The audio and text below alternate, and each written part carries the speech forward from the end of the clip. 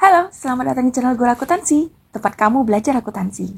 Untuk video kali ini, kita akan lanjut membahas mengenai perhitungan PPh pasal 21 menggunakan tarif efektif rata-rata.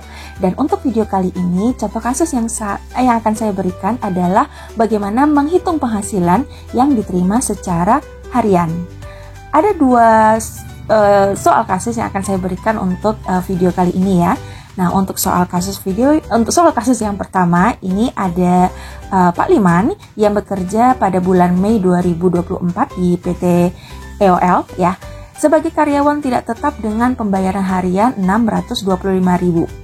Nah, beliau bekerja selama 26 hari di bulan Mei 2024. Nah, ini yang akan kita hitung nantinya ya, berapa PPh pasal 21 yang harus dipotong dari penghasilan Pak Liman. Soal kasus yang pertama. Untuk soal kasus yang kedua adalah mengenai Pak Danar yang mendapatkan pekerjaan borongan dengan total sebesar 19.350.000 dan pekerjaan dilakukan selama 10 hari. Di lain waktu, Pak Danar mendapat pekerjaan borongan lagi dengan total 25 juta yang diselesaikan dalam waktu 8 hari. Nah, kita akan menghitung berapa PPh pasal 21 yang harus dipotong dari penghasilan Pak Danar. Kita langsung saja ke perhitungannya. Oke, karena ini adalah perhitungan untuk penghasilan rata-rata, maka kita akan memakai untuk tarif efektif yang sifatnya harian ya, rata-rata harian. Ini saya maksud. Oke. Nah, untuk lapisan penghasilan harian sampai dengan 450.000, maka tarif pajaknya adalah 0%, jadi tidak dikenakan pajak. Kemudian di atas 450.000 sampai 2,5 juta, maka pajak yang akan dibebankan tarifnya adalah sebesar 0,5%. Nah, sedangkan untuk ada catatan ya, untuk penghasilan di atas 2,5 juta per hari, maka kembali menggunakan tarif progresif, namun dengan adanya fasilitas 50% ya. Kita mulai untuk punya Pak Liman ya. Contoh soal kasus yang pertama, di mana Pak Liman di bulan Mei per hari ya mendapat penghasilan per hari sebesar 625.000. Kita lihat bahwasanya lapisan penghasilan beliau sudah lebih dari 450.000. Dengan demikian beliau berada di antara 450.000 dengan 2,5 juta ya. Sehingga untuk penghasilan beliau yang sebesar 625.000 ini itu akan dikalikan dengan 0,5% ya. Maka kita buatkan contoh perhitungannya, hasil perhitungannya ya, yaitu 625.000 dikali 0,5%, maka kita dapatkan hasilnya adalah sebesar Rp3.250.000. Nah, jadi untuk potongan PPh pasal 21 secara harian yang akan dibebankan atau dipotong dari penghasilan Pak Liman itu adalah sebesar 3.250 per hari. Jadi nanti PT EOL ini harus membuat bukti potong sebanyak atau selama 26 hari ya, sebagai bukti telah memotong PPh pasal 21 Pak Liman. Oke, sekarang kita pindah ke perhitungan soal kasus dari Pak Danar. Sama seperti Pak Liman tadi, karena Pak Danar ini adalah pengerjaannya selama 10 hari meskipun pekerjaannya borongan gitu ya, maka perhitungan PPh pasal 21-nya dihitung juga secara harian.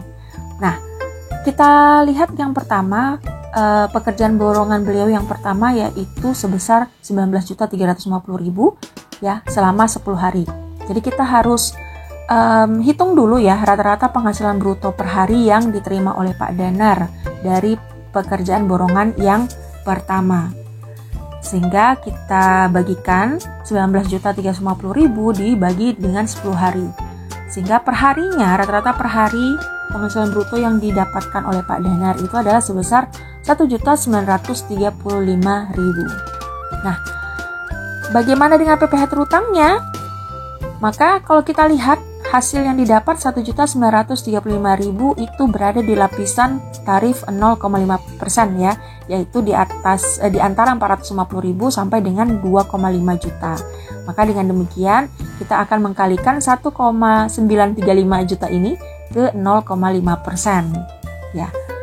sehingga hasilnya adalah menjadi 9.675. Nah, ini adalah PPh pasal 21 terutang per hari ya, yang akan dipotong dari penghasilan milik Pak Danar.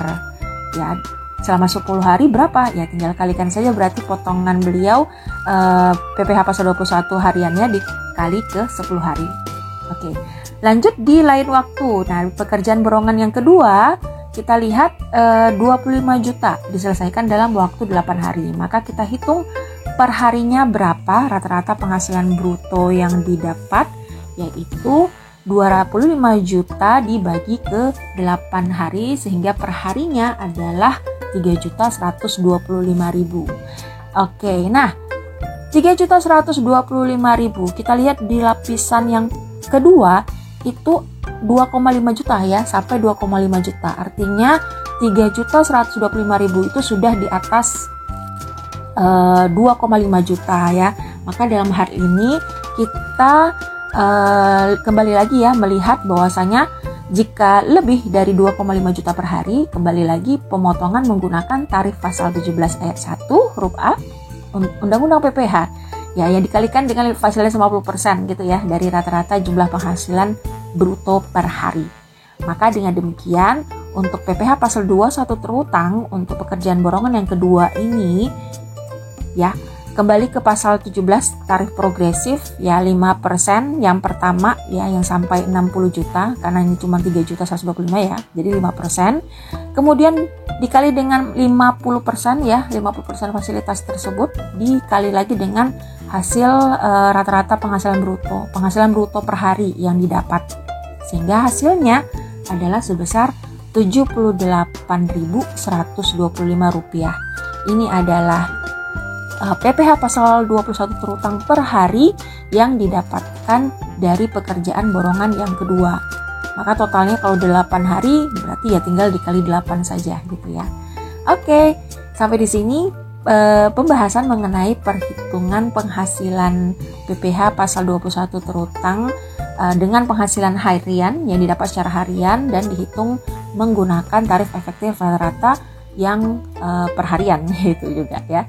Oke, sampai di sini dulu. Terima kasih sudah menyimak. Sampai ketemu di video berikutnya. Terima kasih dan bye-bye.